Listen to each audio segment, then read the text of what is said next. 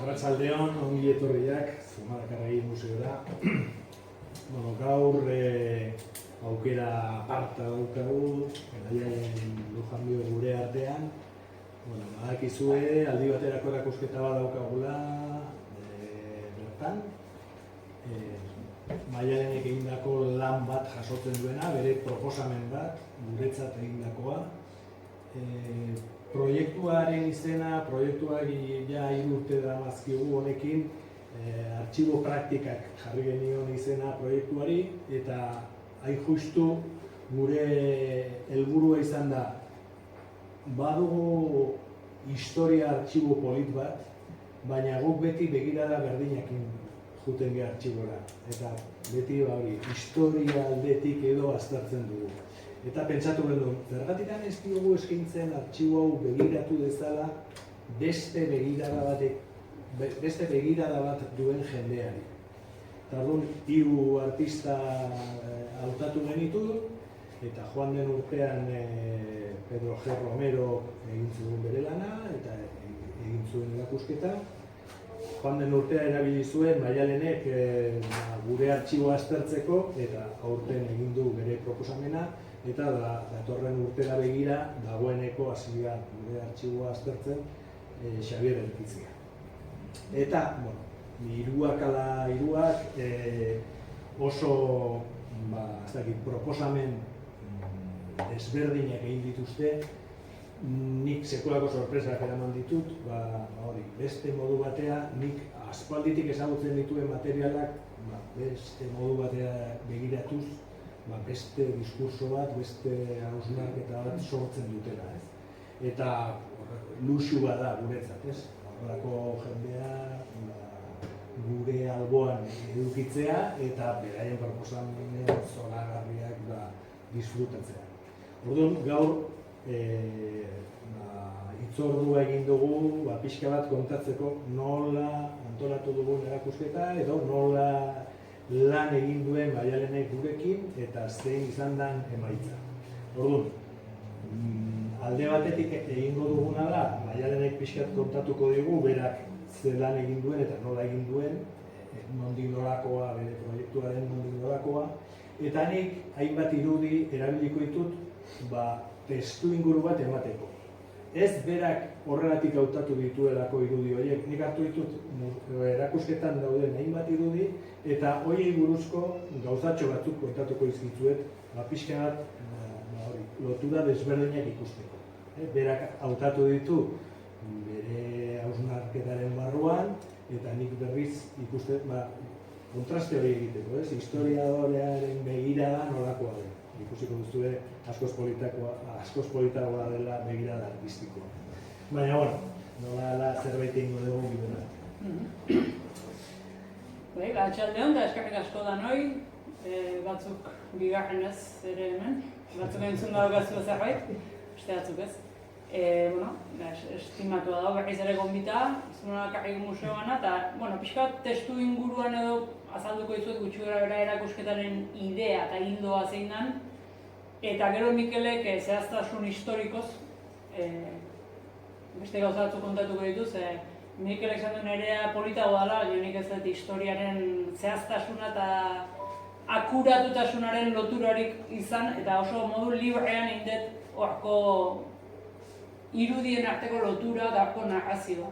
Nire narrazio bat 19. mendeko orokorrean esan da komunikazio sistemei buruz. Komunikatzeko erabili zituzten sistemei buruz. Bai herrixeak, alegia ahozkotasunetik hasten da, ahozko komunikazioetik, paperezko komunikazioara, gutunetara, paper fabriken bidez ugaritzen den propagandara,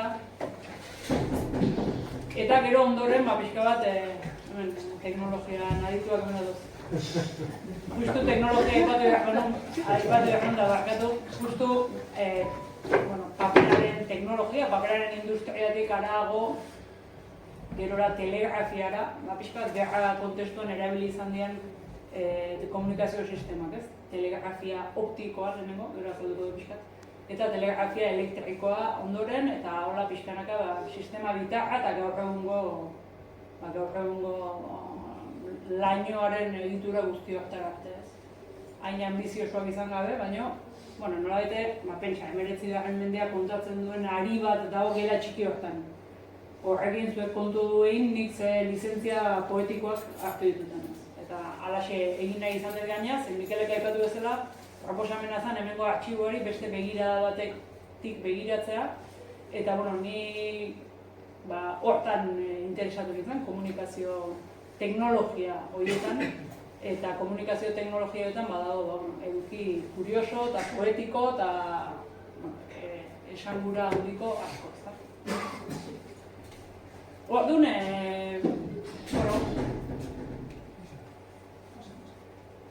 gutxi gora bera, kronologikoki edo pixka bat arila hasita, erakusketaren izena, titulua da, soinuak, zeinuak, soinu. Aditzera eman nahi du, nola soinuak, soinuen mundu bat, ahozko mundu bat, 19. mendean Euskal Herria izan zitekena, edo gure ingurua bintzat. Euskarazko mundu bat, soinuzko munduri nola bihurtzen den, zeinuzko mundua, alegia zeinu idatzizko, nola soinu horiek trasladatzen diran alfabeto batera, ezta? Kasu honetan alfabeto latindakera hemen, ez? Eta nola garatzen den idatzizko mundu bat, ahozkotik, idatzizkora, ezta? 19. mendean atrebitzen naiz esaten Euskal Herriko gizartea gehien bat ahozkoa zala, gure inguruko gizartea ia era bat esango nuke euskalduna zala, eta erderetan ematen zala seguru asko idatzizko mundu, eta beste esfera batzuetan, podere esferatan, edo podere eta eliz sinonimo litzake, baina esfera politiko, elizko eta idatzizko mundua beste batzuen azan. Eta hor, pixka lehenengo paradoja edo sortzen da, eta da komunikazioak azkenean orbita desberdinetan jokatzen dula eta batzutan zaila da elkar komunikatzea, ez? Alegia, euskerazko ahozko mundu hori, bat ere podererik ez zuen edukiko, baina bazeukana bere komunikazio sare bat, ez? Demagun, eta niri dagokidanez horrek beti arreta eman dinoski, bertsoen bidez, eta bertsolariak beti izan dira garaiaren kronistak, eta bertsolariek sortutako bertsoak modua bilatu izan dute zabaltzeko, bai hauzago eta bai bertso paperen bidez ere, ez? Eta hor badago komunikazio orbita bat, seguru asko poderearen orbitarekin bat egiten ez duena, jakina askoz podere gutxiago daukana, errixearena, baino komunikazio ez hortan gertatzen dira talka batzu interesgarriak, azkenean poderearen lenguaiak ere ez daki euskeraz, eta batzutan euskeraren mundua edo soldadu, edo tropa, edo herritar euskaldunak aktibatu nahi baditu ere, hor badago komunikazio ez bat, eta badago talka bat, poderen goi eta be hori bizka zalantzan jartzen duna. Zein eba ez horri buruz... Bueno, badaude anekdotak ez, batetikan bitxia da, baina hainbat historiegileek ez diote garrantzirik ematen hizkuntzaren arazoari, eta nik uste oso benetan garrantzitsua izan zela. Eta, ez dakit, Zumalakarregiren biografo batzuk harritzen ziren, Espainiarrak, Madrazo bat, adibidez, bere lehenengo biografoetakoak eta esaten zuen. Harrigarri egiten zitzaiola, nola ulertzen zuten bere espioiekin edo hitz egiten zuenean Zumalakarregik, enese girigai gipuzkoan hitz egiten zuen. Eta harrigarri egiten zitzaion, nola euskeraz ulertze hori nola zeukaten.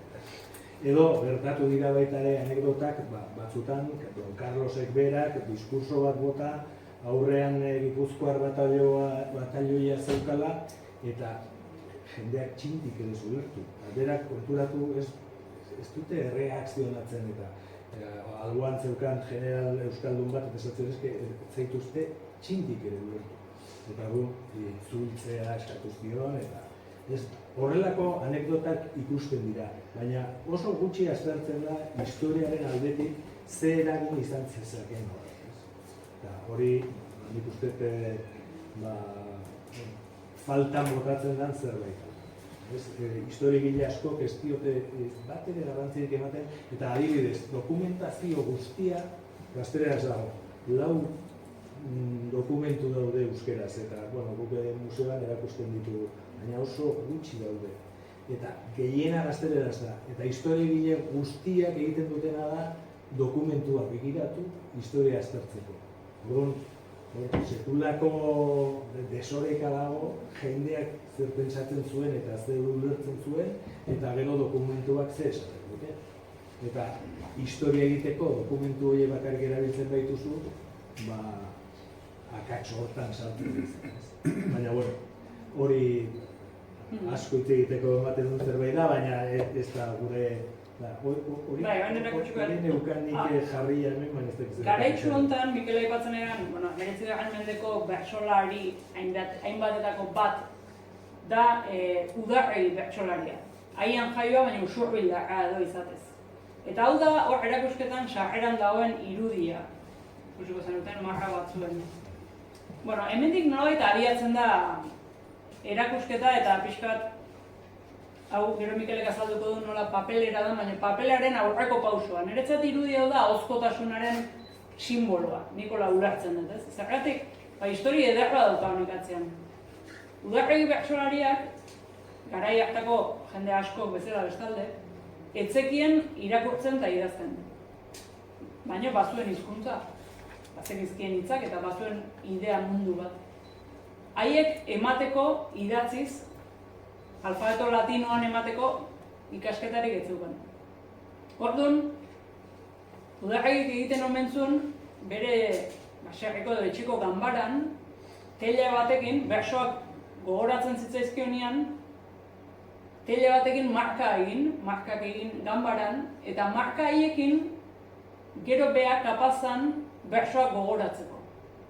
Nolabait bere buruari jarritako makulu batzuk bezala edo seinale batzuk bezala edo hizkuntza propio bat esan dezakegu, ez? Halako kodigo intimo bat ez letratan oinarritua, ez dakigu oso ondo nola antolatuko zuen bere burua, baina bersoa sumatzen zitunean, marka egiten zituen ganbaran, eta marka horiekin gero gogoratu zitzaken bersoak. Orduan, kontatzen dute Jose Txiki edo organista etortzen zitzaiola etxera, eta Udarregi markei begira bersoekin gogoratu, berriz eman, berriz kantatu edo esan, eta Jose Txiki alfabetatua zenak idatzi egiten zitula, eta hortik etorri dira Udarregiren bersoak, ez? Justo 19. mendeko, karlistari buruz, eta hola dira berso asko, eta bestelako gaiei buruz ere bai. Eta, anekdotarekin jarraitzeko oso politia baita ere, kontatzen du Auspoako liburuan Antonio Zabalak, Jose Txiki organista honek Udarregik gara jun ezin zunean, Udarregik makila batian egiten zituen markak, erreplikatzen zituen, eta makilaekin joten zala kalera, eta makila haien markai begira kantatu zitzakela edo eman zitzakela bersoak, eta atara eta eskribatu, lenguaje idatzi da. Orduan, horrekin, hau da erakusketaren hasiera, eta honekin kontatu nahi da pixka eta ahozko mundu bat, alfabetatua ez dena, eta alfabetatuak ez direnen mundu bat, nola izan badan eta nola baduen bere zirkuito propio bat, ez? Eta nola hori gerora paper bihurtzen den, idatzizko, idaztea den teknologia horren bidez.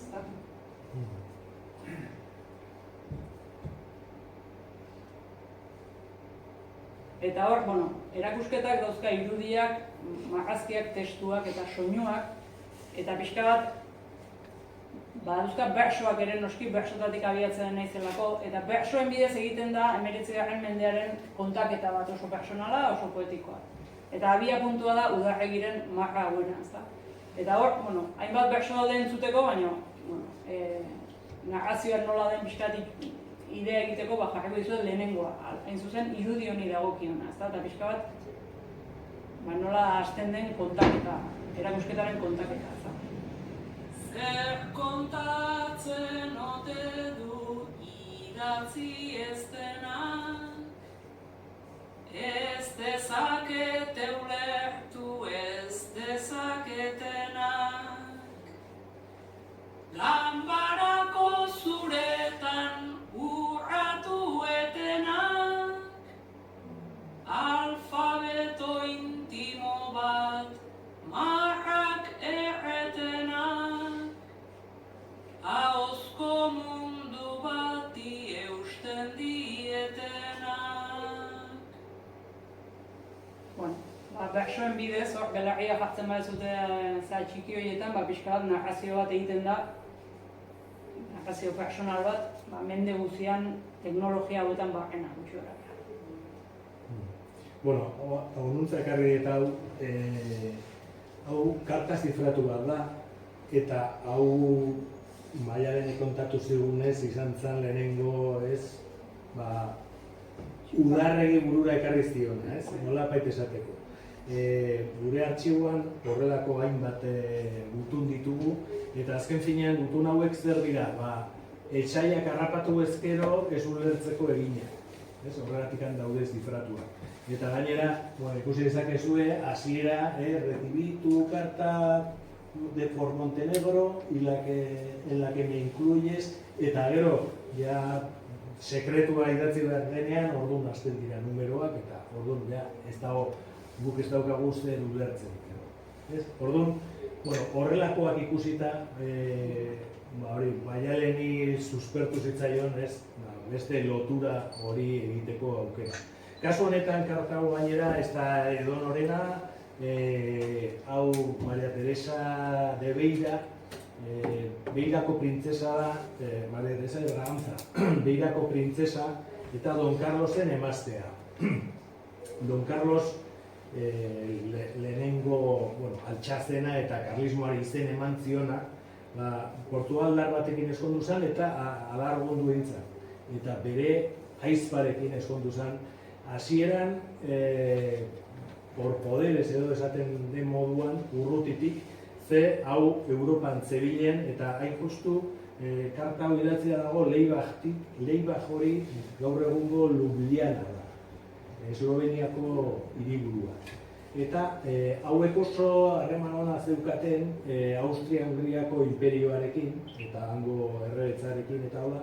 Eta orduan, handikan idazten dio, guk daukagun karta saila da Don Carlosek enbaxadore bezala zeukan Alkudiako kondea Bienan, eta berak zeuzkan harremanak Bienako gortearekin, eta ari idazten dio, bai, kasu honetan Maria Teresa de Braganzak, eta baitare Don Carlosek ere maiz. Hau da, hain justu, Beirako printzesa, oso pertsonai garrantzitsua izango zen karlismoarentzat, ze bera ere alargundu zen, Carlos Bosgarrena deitua lehenengo hori hiltzan eta bere semeari pasazitzaion errege gaitza, ez ziren sekula errege izatera iritsi karlista, baina errege gai ziren beti, pretendiente, eta Carlos Eigarrena izan zen pretendientea, ura ere hiltzan, eta orduan bere anaiari pasazitzaion tronu gaitza edo, Don Juani. Eta Don Juan hau liberal atera zitzaien. Eta momentu hortan, oraindikan bizi zen Beirako printzesa, eta Beirako printzesak erabaki zuen, bazegoela beste modu bat, hauek errege gaitza eskatzen zuten, aurretikan jarraitu bertzidan legeen batzuengatik, emakumeak ezin zidan izan errege, horregatikan. Baina, Don Juan hau liberala atera zitzaien, eta orduan erabaki zuen bere semeari pasa behar zitzaioa errege gaitza. Eta hori izango da, Carlos VII, gero, bigarren karlistaldian buruzagi nagusia izango zen. Baina, bitxia bada ere, Carlos VII hori erregai karlista izatea emakume honek erabaki zuen, ja askoz beranduago, 1864 urteko gai bat da, baina hori da. Eta, gero ekarri zuen eta injustu irudi bat, Ljubljanarena, Leibach izena zuena, bere garaian, eta, hau da kartaren itzulpena, hor numero ez eta ikusi dugun hori, eta bere oheraz ari da, Don Carlos me escribe que nos vayamos a Turín. Carlos Alberto me ha mandado decir que ya no hay cólera y que nos vayamos a Génova, a donde está Carlos Alberto hau da Italia Piamonteko erregea. Orduan, hango erregetza asko zeuden Italian eta horiekin harreman estua zuten hauek. Eta orduan, arazoa dauka, dirua ez daukala.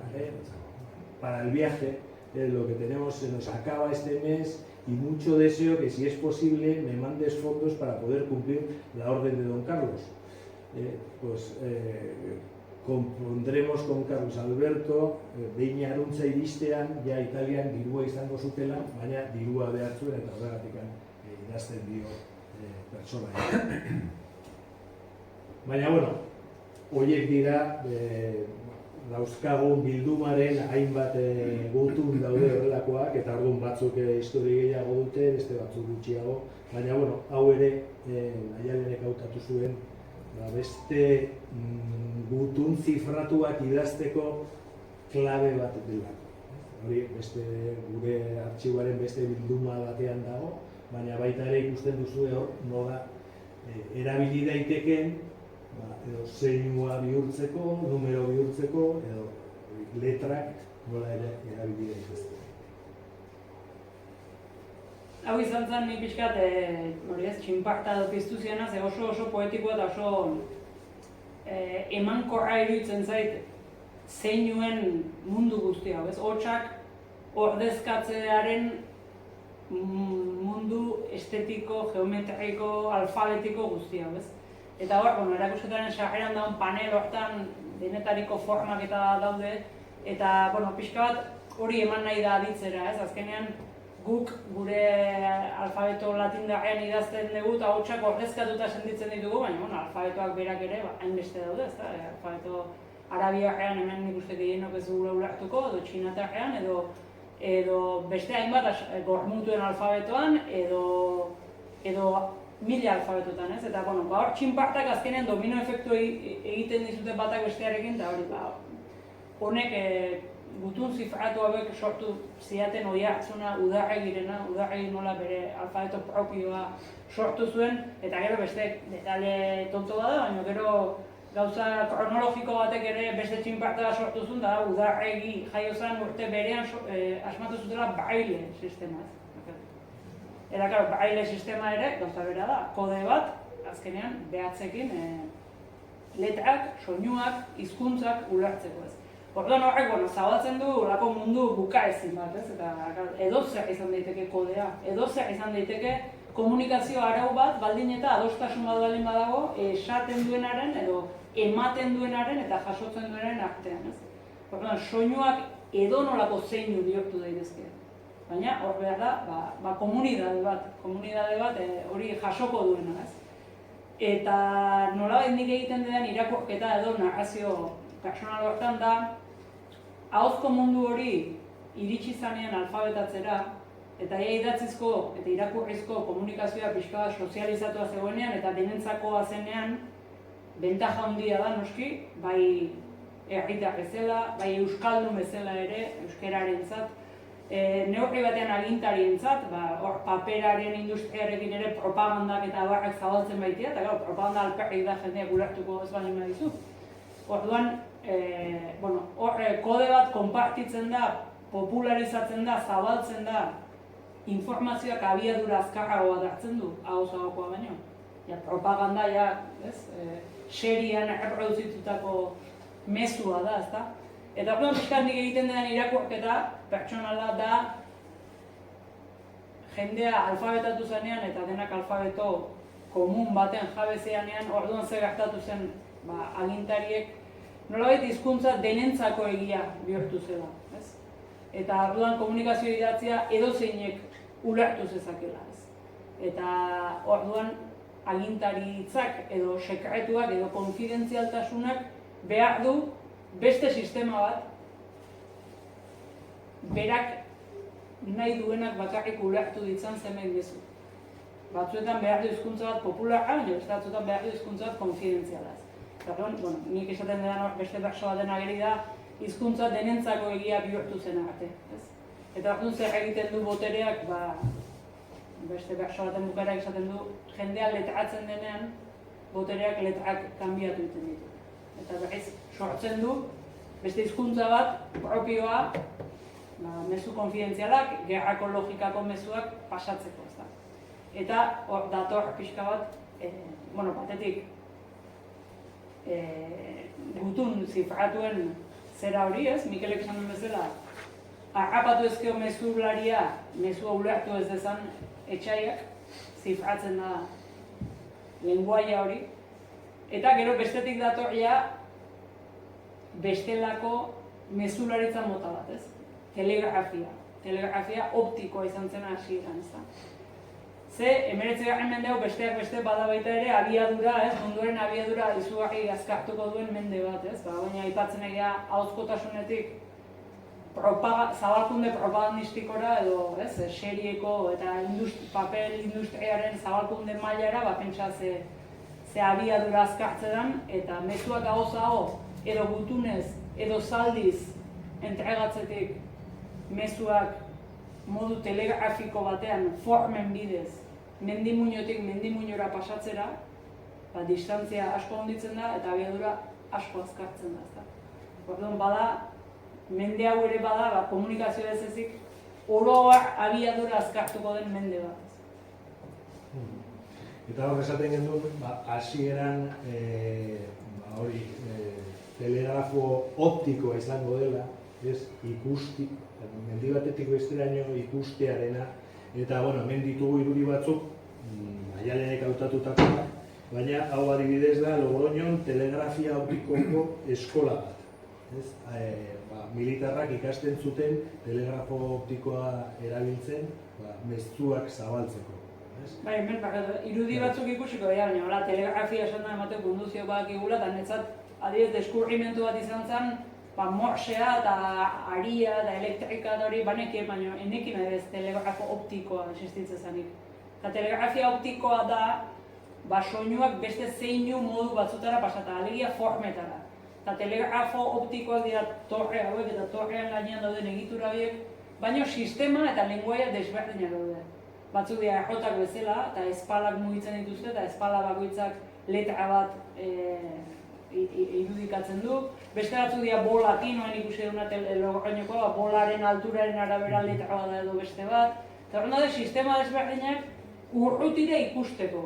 Eta horren mezua transmititzen du hangoak letraz letra edo esaldiz esaldi, batzutan konprimitzen zituzten mezuak, eta mendimuinotik mendimuinora, hemen nik uste Irun Madrid linea bat zegoela, eta hemen ondarrak badaudela, telegrafo optikoenak gaur egun.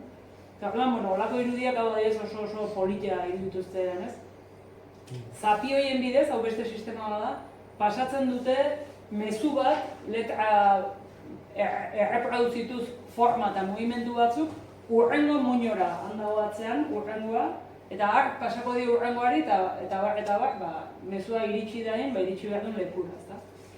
Eta hemen berriz ere alfabetatzearen eta ez alfabetatzearen paradoja, esaten da, hor dauden soldadu xeek ez dutela ulertzen transmititzen ari diran mezua, ideala mugimendu batzuk segitzen, eta mando militarrek pasatzen dituztela eta jasotzen dituztela mezuak, ez? Orduan, hau da, idaztearen teknologiaren, eta horreko du urrengo, baina gure kronologian urrengo pauso bat gerra karlistetan erabili zena. Honen testua, hain justu, irudi hau argitzen duen edo adierazten duen testua dio. Aramaiotik Murgiarako hiribilduraino karlistek telegrafo estazioak dauzkate. Koialen posizio erlatiboaren arabera, alfabetoko letrei dagozkien zenbakiak adierazten dituzte. Beraz, ia finkatuta zeukaten mezuak bidaltzeko lerro bat, ez? Eta koialak mugituz bidaltzen zituzten mezuak.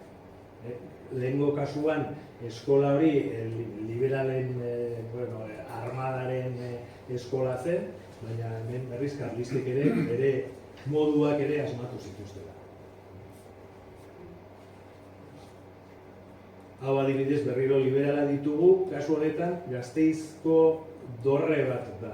Eta hemen ikusi ditzakegu alde batetik jasotzen eta bidaltzen eta alderantziz, ez? Dorre batetik besterako batek jaso eta besteak bidali, ez? Egiten zuen mezua. Kasu honetan, hori Gasteizko katedraleko dorre garaian kanpainako zerbitzu optiko bat dago jarrita. Etsailaren mugimenduak behatzen dituzte, oharrak hartzen eta gertatzen den guztiaren parteak ematen dituzte. Politia izango zen ikustea baitaren mezuei nola bidali da nola iriste zion, ez? Bitartean ere izango zian. Gero... Akatsak edo... Bai, ez? Omentzen gero, liburu dikzionario telegrafikoak eta hola, ez? Hoi segika, horra den movimentuak eta nola dian eta bat, eta beste mundu polit bat zabaltzen da baita ere kontatzen dute igortzaileak behiratu behar du, horrengo torreak ia ondo transmititzen duen, eta hartzaileak hartu behar du, eta seinale inberdio hartu dula, eta gero badago akatsa seinalatzeko ere forma bat, eta sistema batzutan aipatzen da M letra dela akatsa seinalatzeko, ez? Horren, ez imaginatzen zuen mezua transmititzen, baina ez, oain, txon, akatsa. Ez da, nola iritsiko zian Madrilean mezuieko, biak zantokia, baina, politia dira... Hau ere berezia da, heliografoa edo du izena, eta eguzkiaren izpiekin edo zabaltzen zituzten mezuak. Bai, hau oso poetikoa da baita, ez? Horako baten ekode gaineko hori badiru ispilutxoa dela, eta sistema desberdina daude, bestatu persianatxo batzukin ere. Eta horiekin eguzkian, islakin reflejoak eginez, ez edo nola, klaro, jakineko arau batzun arabera, pasatzen zituzten mezuak, ez? Eta hori ere oso poetiko dituzte ere, bere xumean azkenean, ez? Eta pixkat hemen gertatzen da baita, mezulariaren figura badago, baina nolabait lehen ikusi dugun zaldiz entregatzen zian mezuak, edo karruajea asaltatzen zuten, eta harrapatzen zuten mezularia eta mezua. Edo gutuna harrapatzen zuten, eta mezularia eta mezua harrapatzen zuten, ez? Ja hemen hasten da, zu mezularia harrapatu dezakezu, baina mezua junda, ez? Mezua ez dago, ez da harrapagarriak asuntan, ez? Horren, alde horretatik, pixkat beste dimensio bat, beste abiadura bat, eta beste distantzia bat ere hartzen du, ez? Komunikazio sistemak, ez? Eta kasu honetan atzera, hau ere karlistek erabilitakoa da. Maialenek kolorerik gabe jartzea erabaki du, baina berez grabatu horrela da, eta justu prentsa frantsesean agertutako irudi bat da, ez? Espainiako gertakizunak du izenburua, eta karlistaren korreoak argi seinaleak egiten Nafarroako mendietan dio. Eta, itxikeri bezala eta hori irudi askotan agertzen den zerbait da, bereziki Frantzitik edo Inglaterratik eta etortzen zaizkigun irudietan, mezulariak soldadua dira, baina atzian apaisa vigilatzen. Bazpare, ze mezu bidaltze ote zuten. Eta hau berriz, pixkat horretik esaten duen, atzeraka begira, hau da, lehenengo gerran hasieran antortxin bitartezko mezuak bidaltzen omen zituzten karlistek Portugalen. Don Carlos Portugalen zegoen, eta Don Carlosi abizatzearren Armada Espainiarra Portugalen sartu zen momentu batian, eta antortxin bitartezko mezuak bidaltzen zizkieten abisatzeko Armada Espainiarra iristea hartzea. Gero argitik, nolait esan, argitasunetik argindarrera pasako gainak ez, pixka lotura eginez, baina, lehen esan bezala, telegrafia optiko edo begientzako telegrafia horrek kontatzen dute, hori telekorreta esango du, baina karlistaldietan luze iraun-zuela azken... lutsa, honeria da. Sekula pasa, horren baldean ere ez. Karlistaldietan luze irauntzula telegrafia optiko horrek azkenean, nahiz eta elektrika iritsia zen, saboteatzeko zailagoa zalako. Poste elektrikoak eta ari elektrikoak nunbait saboteatzeko errexak zidan, orduan nunbait teknika rustikoagoak hendikan garantia gehiago ematen zuten. Eta hau, telegrafo postei asalto bat da. Eta bai trenbideari, trenei, tren geltokiei, etxaitzat zutelako, bueno, armada etxaiaren armadaren lagungarri zirelako. Baina gerrak aurrera egiten duen neurrian, beraiek hasiko dira beraien telegrafoak erabiltzen eta beraien trena ere erabiltzen. Momentu batean hortara iritsiko dira. Irudi honetan ere ikusi dezakegu, hau lehenengo gerra garaiko irudi bat eta hemen ezkerretara Donostia da hori, eta hemen ezkerretara telegrafo lerroa ikusten da. Hau emakume batek egindako irudia da, marrazki bat da, baina originala soldadu britainiar batek egindako grabatu hau da. Hau 1850 urtean argitaratu zen Londresen, eta Thomas Light Horrocks zeukan izena honen egileak, eta hemen argiago ikusten da telegrafo lerroa. Eta hau Legio Britainiarrean etorritako britainiar bat da. Lehenengo karlistaldira britainiarrek 10.000 bat soldadu bidali zituzten karlisten aurka borrokatzera. Eta horien artean irudigile asko zeuden eta oso onak, eta lehenengo karlistaldiko irudirik onenak edo berezienak britainiar ofizialak egindakoa dira, eta kasu honetan Thomas Light Horrocks izeneko batek egin zuen, Donostiko irudi aparta. Eta gero handikan urte batzutara, Helen Fellet emakume honek, nik pentsatzen dut ariketa modura ikustuela marrazkiaren erreplika. Helen Fellet, momentu batian aipatzen zenuen eta atzera jotzen egu lehenengo irudia, badaude bi ahizpa, 19. mende erdi aldera, irudi pila bat egin zituztenak eta gainera litografiaren teknika ikasi zutenak, eta hainbat eta hainbat irudi egin zituzten Euskal Herrian bidaiatu egin zuten, marrazkiak egiten zituzten, eta gero horiek teknika litografikoa erabiliz grabatu bihurtzen zituzten, eta ahizpa horietako bat Blanche izenekoa, Charles Genebut izeneko baionar batekin eskondu zen, eta senarrak argitaratu zituen hainbat gida turistiko. 19. mende erdi aldera berak egiten zituen testuak, eta bere emazteak eta bere koñatak egiten zituzten marrazkiak. Eta, bere garaian, orain dela ja, 11 urte egin genuen erakusketa bat, Fellet eta Izpekin, hemen, eta, maiz da agertze zaizkigu, eta kasu honetan, ez da txarra, telegrafoari lotutako irudi bat, baina, Helen Fellet, margolari aitzindaria, eta Euskal Herrian ibili ziren emakume margolari lehenengoetako bat izan ziren, Fellet eta Izpek. Justo bi paisaia esango dugu, Zarrak Fabrika Tolosakoa eta Donostiko marrazki hau daude erakusketan. Eta pixka kuriosua edo polita da nitza, polita da baina.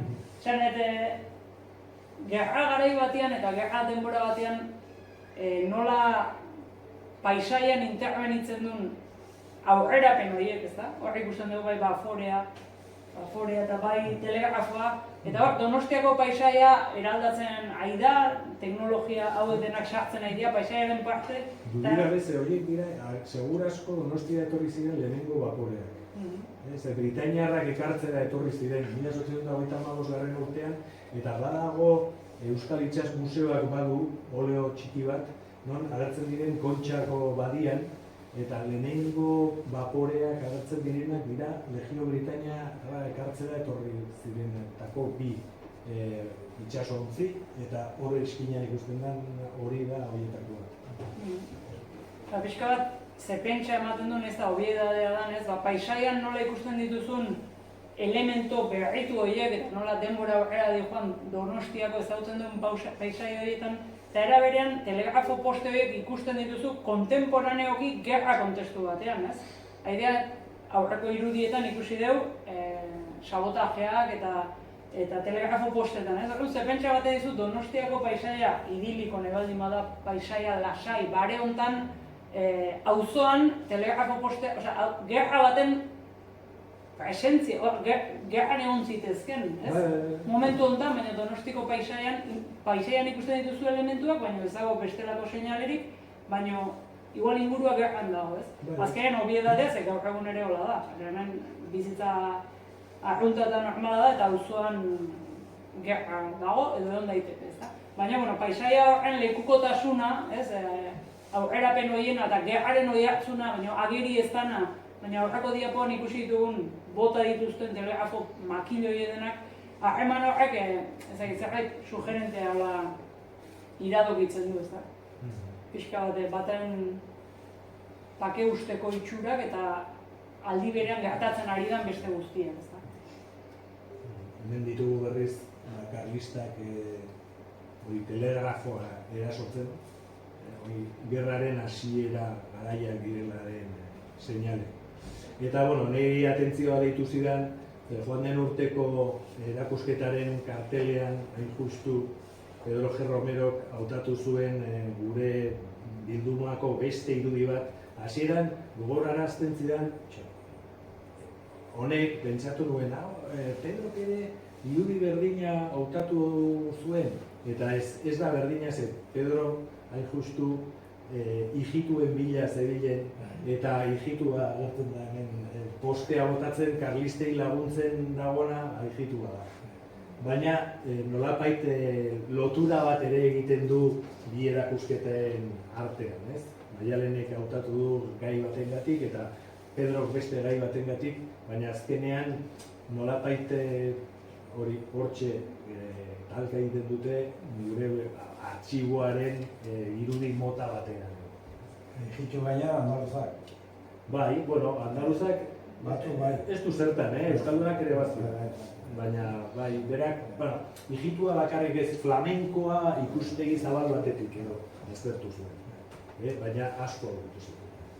Gero hemen badugu beste pieza. Bai, telegrafo elektrikora etorri dira eta berriz ere erakusketaren kontzeptuari edo tituluari lotuz soinuak, zeinuak, soinu. Esan dugu nola hozkotasuna letra bihurtu zen, nola letra horiek gero forma telegrafiko bihurtu zian, espalak, bolak eta bar. Eta hemen berriz, azkenean mezularitza berriz soinu bihurtzen da, ze hau da Morse sistema emititzeko gailua, esango dugu. Eta, paradogikoki nahi bada, edo oso poetikoki, edo nahi da bezala, izena du manipulatzailea. Orduan, ezinbestean horreia laburbiltzen du erakusketa dudena, bere boterearen esfera eta bere herriaren esfera eta da, ez? Orduan, mezu sekretuak edo Morse kodean pasatzeko mezuak emateko gailu honek manipulatzailea izena du. Orduan, dago beste lenguaje oso bat, beste abecedario, alfabeto oso bat, puntu eta lerroetan eta utxunetan oinarritua. Hemen daukagu aditua dan persona bat, lehengoan aurkezpenean Morsean erakustaldia tintziguna eta oso ederra izan zena, telegrafista izan dakoa. Ez diala historia hauek alegia liburutan bakarrik gertatzen direnak. Elektrikaren sarrerarekin, jakina berriz lehen esan dakoa, dimensioak, distantziak izugarri handitzen dira, mezularitzaren distantziak, abiadura izugarri azkartzen da, eta zeinuak zirenak berriz ere soinu bihurtzen dira. Ze Morsek badu bere soinuak, pipi, Orduan, lehen ahotsa zena berriz bueltan soinu bihurtzen da, eta hortik erakusketaren tituluaren nondik norakoa zen. Eta berriz ere Morseak badu bere alfabetu bat, estetikoki oso ederra dena, bestalde, puntu eta lerroekin osatua, eta hor hasieran dauden elementu horien artean badaude Morsearen zeinuak. Eta honekin sartuko gineakeia, seguru asko gaur egungo komunikazio moduen aitzindaria den sistema bitarra eta elektrikaren bidezko mezularitzara. Gero, erakusketaren azkeneko zati horretan baditugu beste karta zifratu batzuk. Kasu honetan, bigarren karlistadakoak. Lehenengo karlistadakoak ziren bai Beirako printzesarena edo Don Carlos beraren mezuak, hau ja bigarren karlistaldikoa da. Eta hain justu, hau da guk daukagun beste artxibo fondo bat, Conde de Velascoain izenekoa. Karta hauen egilea, hau da Jose María Diego de León eta Ijuez Sarmiento du izena. Diego de León oso heroi famatua izan zen liberalismo espainiarrean, karlisten aurka borrokatu zuena eta karlisten aurka meritu izugarriak lortu zituena, baina 1851 urtean Espartero boterean zegoela bere aurka altxatu zen. Eta saio bat egin zuten Madrilen errege jauregian Isabel Bigarrena oraindikan aurra zena sekuestratzeko. Esparterok hain justu Maria Cristina Isabelen ama bota egin zulako boteretik Parisen zegoen. Orduan Maria Cristinaren alde nolapait altxatu ziren eta Diego de León honek porrota izan zuen, ez zuen lortu Isabel hori atxilotzea eta bertan zuzenean fusilatu egin zuten. Orduan, liberalen heroi bat izandakoa, liberale beraiek fusilatu zuten eta bere semea karlista atera zitzaien. Badu bere logika, ez? Baina, hau karlista izan zen eta gaina oso garrantzitsua karlismoaren barruan, bera hautatu zuten karlisten komunikazioen arduradun nagusia. Eta berak antolatu zuen telegrafoa, berriz ere, gerra hasieran buskatzen zuten hori bere alde erabiltzera iritsi ziren, eta baita ere ferrokarrila. Gerra hasieran, eta adibidez oso famatua da, Santa Cruz apaizak nola erre zuen Beasaingo tren geltokia, eta hasieran karlistak trenaren aurka jo zuten, baina iritsi zen momentu bat, bere lurraldea nahiko menperatuta zeutakela, konturatu ziren, baina zergatik ez dugu erabiltzen gure alde, eta hau izan zen, hain justu Jose Maria Pepe idazten du berak, kartetan beti sinatzen du Pepe. Eta karta hau gaina bidaltzen zizkion bere familiari Donibane Loitzunen bizitzan bere emaztea eta bere koinatua eta haiei bidaltzen ziren. Eta ikuste duzu, formula berdina da. Hasieran normal, bukaeran normal, baina tartean sekretua zeukana hori zifratua bidaltzen zuen. Gauza da, honek antolatu zuela baita ere ferrokarril karlista eta 1875ko maiatzean inauguratu eta guzti egin zuten. Tolosan sekulako festa, hemen ikusten duzuen irudian, eta bera izan zen, Pepe hau, gure Pepe, Jose María Diego de León, Viva el Rey esanez, trena martxan jarrarazi zuena. Don Carlos eta hor zeuden eta Tolosatik Ordizira egin zuten lehenengo bidaia. Baina bitxia da, hasi ziren erabiltzen bai helburu militarrekin eta kainoiak eta mugitzeko, baina aldi berean baita ere martxan jarri zuten jendeak erabiltzen zen. Eta, badaude ikerketa batzuk honen ingurukoak eta batek esaten du jende gehien ibili izan eguna izan zara Don Carlosek momentu batian 1875ko udazken aldera edo zin egin zien Gipuzkoako foruei Ordizin. Eta berak foruei zin egite horrekin sekulako festa antolatu zuten eta egun hartan 1000-tik gora pertsonak erabili omen zuten.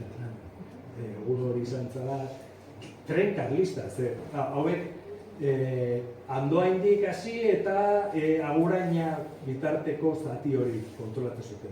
Eta hor, dana martxan jarri zuten, beste edozein zerbitzu izango balitz bezala, eta baita ere arduratzen zen korreo sistemaren, karlisten korreo sistemaren arduradun ere izan zen gure Pepe hau, eta badakizue, zigiluak eta guzti zituztela, Carlos VIIren zigiluak, eta karlisten korreoak oso ondo funtzionatu zuen. Eta horren arduraduna izan zen, gure karta jarri duen Pepe. Bueno, eta esan genezakela bukatze aldea dela, kasi gaurko mugikorraren aurrekaria, ez? Azkenean hau da, telegrafista mugikorra. Sistema bat asmatu zuten, Trubek, ez? Trube izenekoa. Azkenean, mezuak bidalia izateko, baina zelaian bertan edo dana alako lekuan, eta mugituz. Eta uste ez, kilometro bateko eleira edo zeukala sistema honek, eta, baita ere elektrika bidez, eta pentsatzen dut Morseko kodigoa erabiliz beren hizkuntzarako, eta, pixka bat, lehen esan dako aurrekari hori ez, ja sistema bitar batean oinarrituta, eta pixka bat, horrek nolabait iradokitzen du, edo poetiko gine bada iradoki dezake, gaur egungo 0etan eta 1etan oinarritutako mundu informatiko guzi hori, eta kripto mundu hori, eta oso modo kontatutan euskariaz. Baina, 0 sistema bitarretik, horra dikoa teknologia, eta gaur egun Euskalo guk ezagizkidun beste leku batzutara, eta Euskalo nun egongo dian, hemendik 2 mendea kontatuko dute honen berri.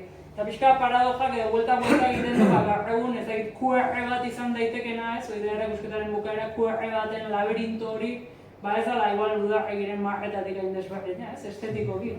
Gero beste kontu da, zeinek kontrolatzen duen horrean informazioa, ez, batak bere entzat egiten duen edo beste jabe batzuk manejatzen duten hori eta beste mezu batzuetarako beste mundu bat entzat, ez? Baina pixkat paradogikoa da azkenean eta hori da bueltan ez da esaten, daude bi irudi horiek pixka bat berdin abstraktuak eta berdin kritikoak izan daitezkela, baina oso jabe eta funtzio desberdinekoak.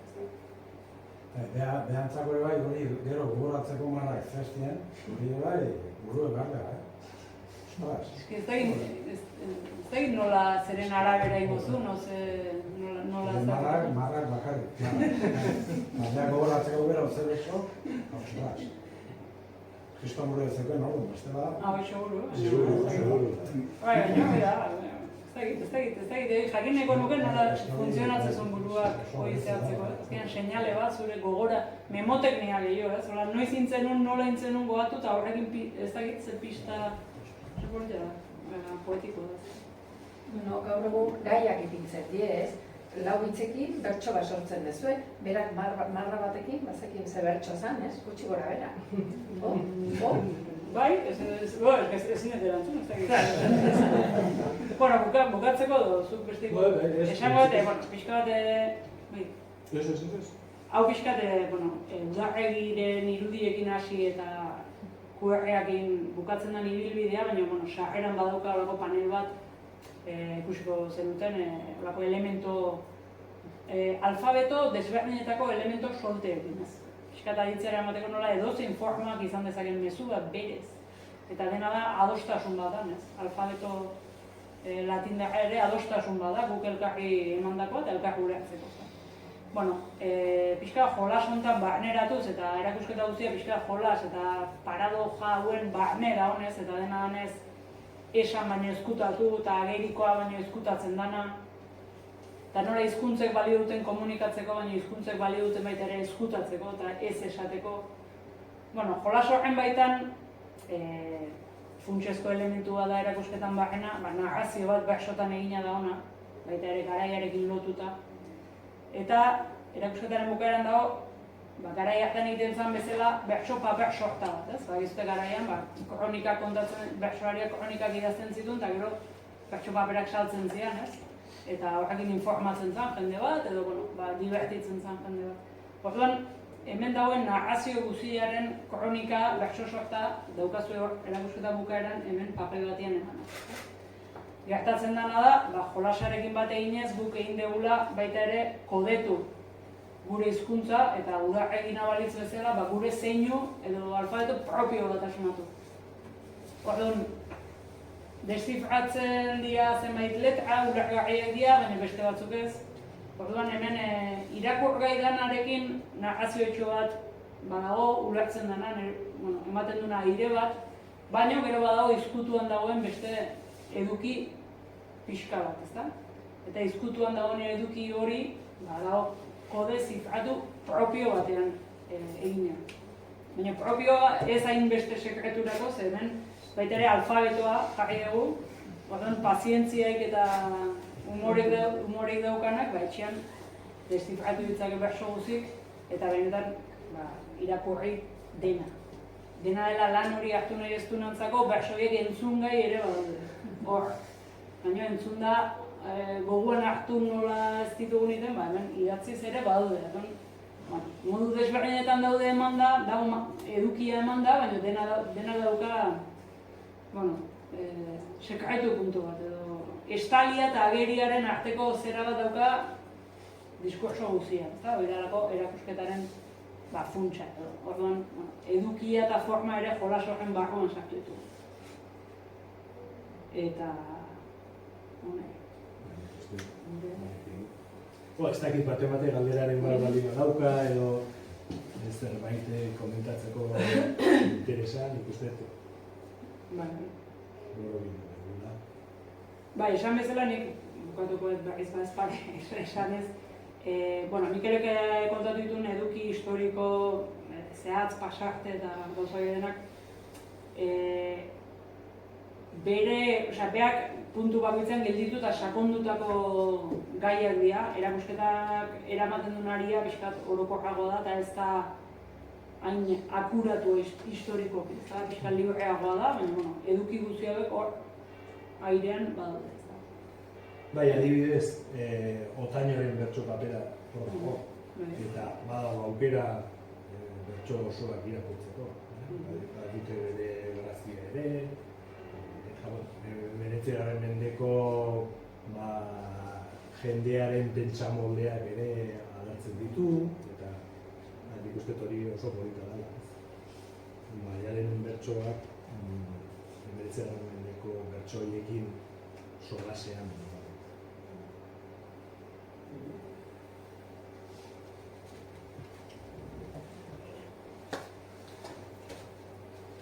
Maialen, zuk irakurri alduzu zure bersoa?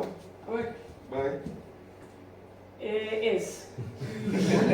Baina badakizkit buruz. Buruz dakizkit eta bakdun irakurri alko, baina ez dira irakurri. Ez. Gaina, alfabeto hau sortu dute diseinatzaileek telegrafia optikoko alfabetoen idea hartuta, gutxi gora bera. Eta telegrafia optikoko alfabetoak gisa hontakoak dira, gutxi gora bera, horrelako formak horitzen. Lehene bai? Ez horrelako formak, puntuak eta bar, ez? Orduan pixkat hemen inspiratuta telegrafiak espal egite zuten zera hortan, forma horietan sortu dugu alfabeto hau. Orduan neko istua da eta ez da, enaiz jarri egia esan destifikatzen. Baina, nik badakizkit, hori da bentaja. Dena dela entzun gai dut, berriz esan, pazientzi pixkatekin belarria jarri eta hauet danak horra dut entzun gai. Honak kontatzen du ahozko mundua kontatzen zuen bezala, kontatzen du Hemeretzigarren mendeko historio bat bertsotan. Ni hasi nintzen etxen eta ordula orden bat ja, ikauta. Bai, pixkat, Bai, exigentia da, eriketa. Polita da, egin batzuk egin ditun eta polita da. Gero ikasta ekuten zea. Bai, ikasita dena. Hori jarraitzen bat ez. Azkeneko ikasi. Azkeneko ikasi. Eta mar bat edo. Polita da, osorik eta. Hemen Ormaiztin badago memoria lantzen dut talde bat, eta ariketa modun eraman duen, aniteko. Esan nien gero bertxotan etortzeko, kantatzen.